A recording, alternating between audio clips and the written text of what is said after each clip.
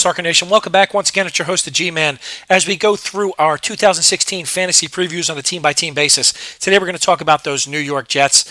A lot up in the air for the Jets. I would love to be able to target things for you, but everything really is dependent upon Ryan Fitzpatrick. So if Fitzpatrick signs with the Jets, which I can't imagine that he won't, although both sides are being stubborn assholes about it, if he signs, he immediately is close to a number one quarterback. Now, I know it's hard to believe hearing that, Ryan Fitzpatrick, top 12 quarterback, but look at the numbers from last year.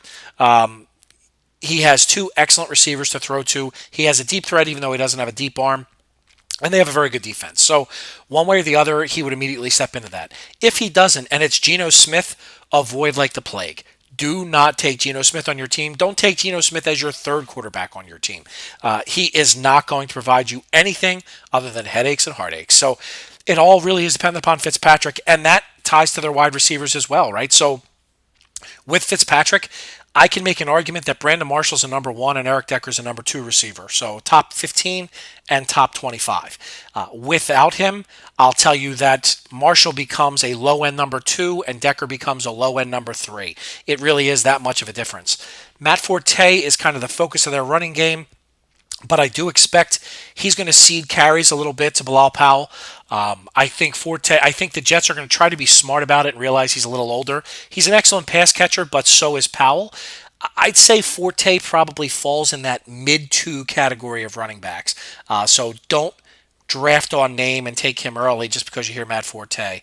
I think that's, let's say, 1,000 yards, 6 touchdowns, 55 catches for another 400 yards is about right. So depending upon how your league scores, that's where I think he's going to fall. From a tight end perspective, almost nothing to speak of. The Jets historically do not use the tight end. Chan Galley doesn't really use the tight end in his offense.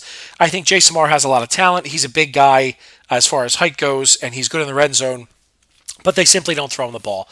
From a defensive perspective, I think the Jets' defense will be a top 10 to 12 defense in fantasy. You can certainly draft him, but as I will always say, never draft a defense early. Wait till later, because number 1 to number 8, there's probably a 5-point difference, and the team you expect to be number 1 is never number 1. So your Jets fantasy forecast is Fitzpatrick equals performance for both the wide receivers and for the quarterback.